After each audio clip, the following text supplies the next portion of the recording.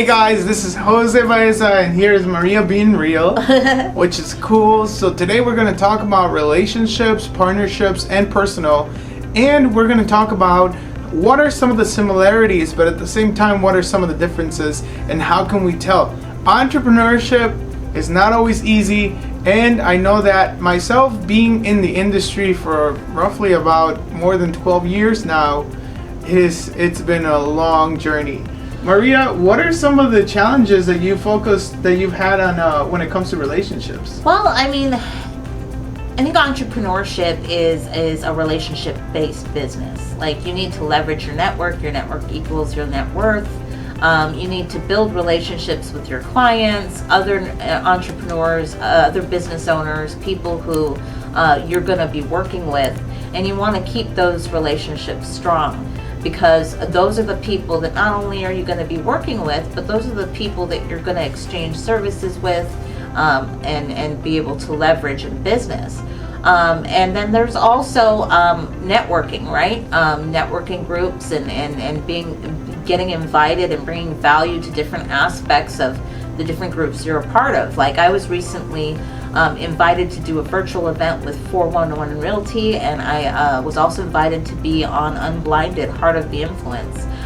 These are groups that have been created, shows and live events that have been created by a group of entrepreneurs. So by networking and building my business relationships, I was able to bring enough value to the right people to be invited on some of these things. Absolutely. And one of the things that has helped me a lot is that when it comes to relationships, when I was just barely getting started in entrepreneurship, I was 16 years old.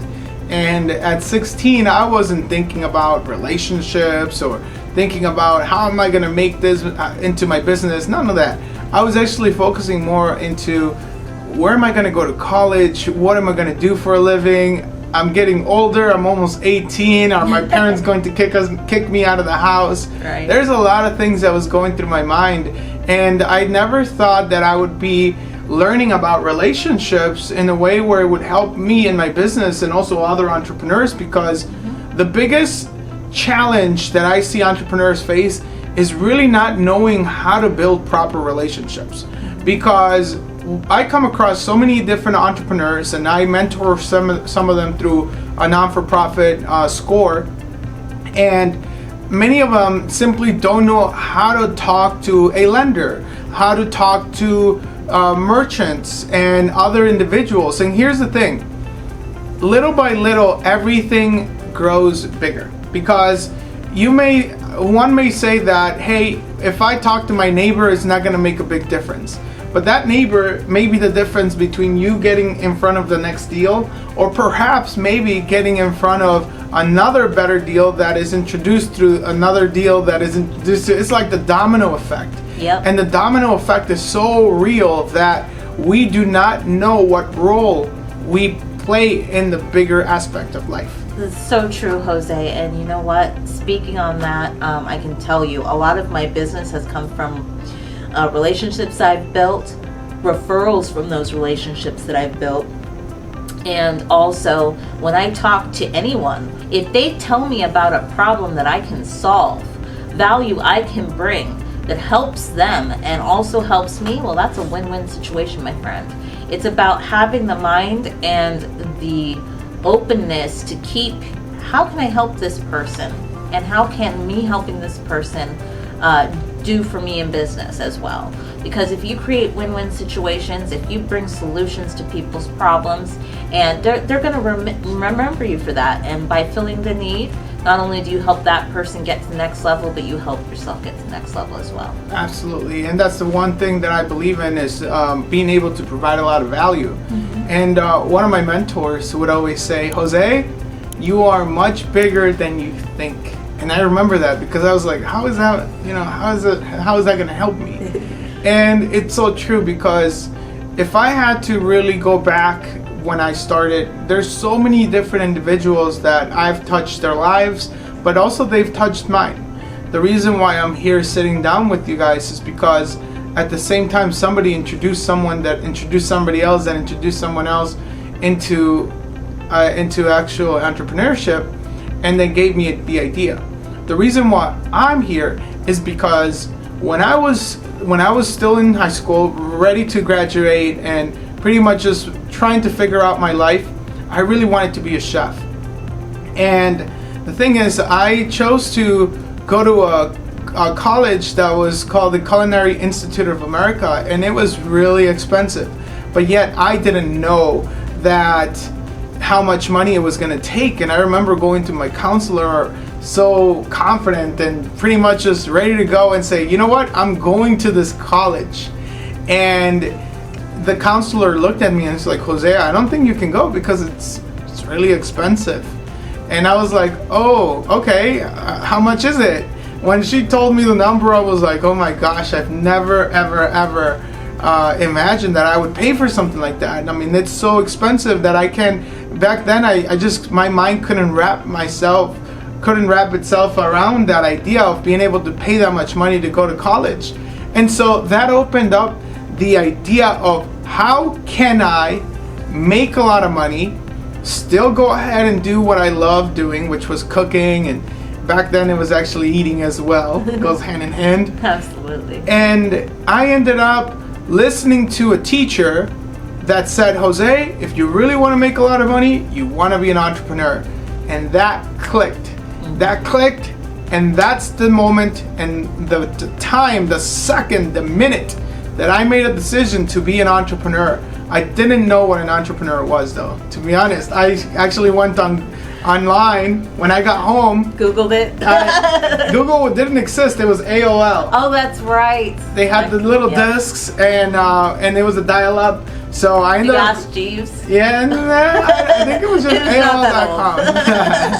But it was so cool because I went there and I typed in entrepreneurship. When I typed that word, the definition came up and it said business owner, and I'm thinking, shoot, how am I going to be a business owner now?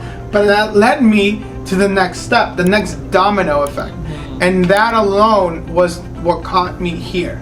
Today I'm here because somebody said, Jose, you need to be an entrepreneur, and I decided to go after that because someone said I couldn't really afford going to college. And guess what? Everything plays a part, and I'm so happy and glad that it happened that way, because sometimes we go into these circumstances where we get disappointed, where we feel that things are not working our way. When if you believe in God and you believe that things are working out and that things are going to work out, you have no idea how it's going to work out, but you have a good intuition that it's going to work out. Things have always worked out.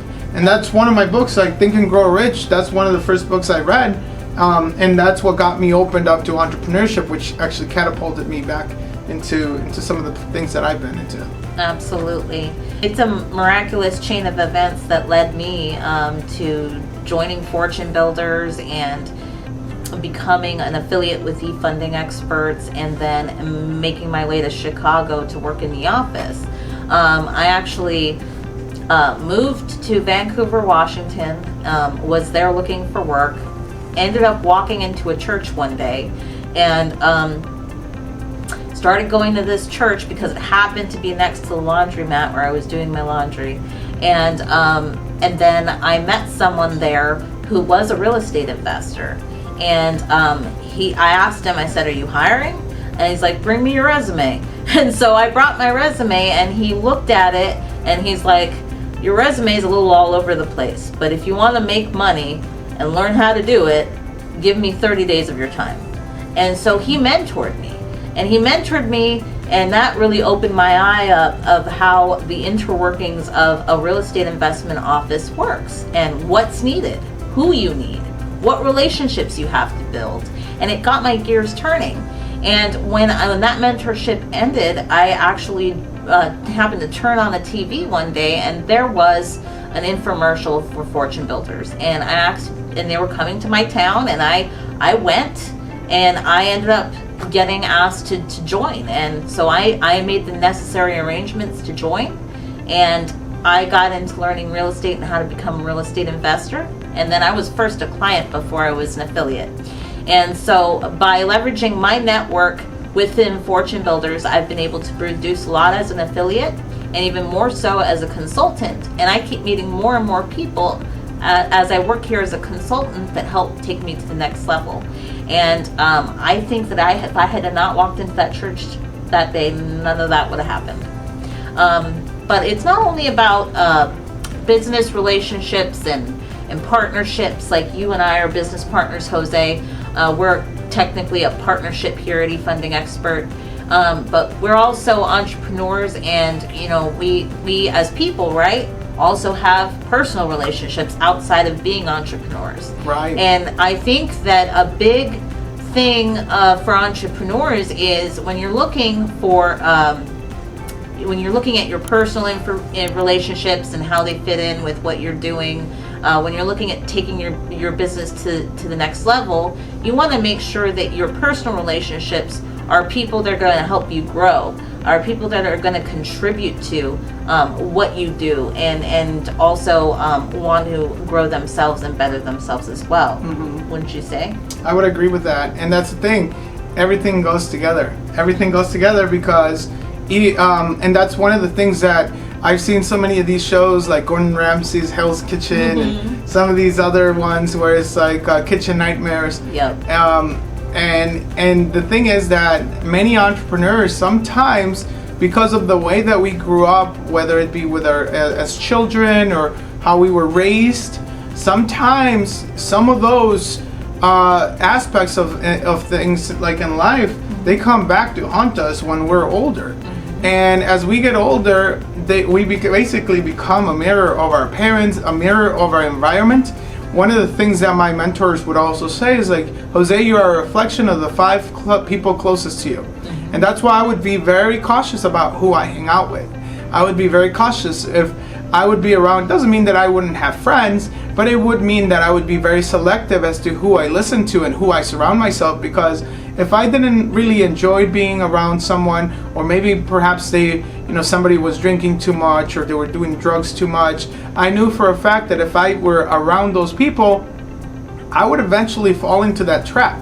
And the thing is that it doesn't mean that we all have to go through our journeys, and we have to be very cautious as to what we put in our minds, what we put in our bodies, and who surround ourselves, because energy is real. Mm-hmm. And try telling that to a 18-year-old or a 16-year-old. I didn't know that. I had to learn the hard way. Mm-hmm. I've been able to hang around good people, good mentors, which is why I'm here. But I've also been around bad influences that pretty much almost wiped me out several times. Yeah. And it is important to guard ourselves to make sure that we're surrounded by the right people.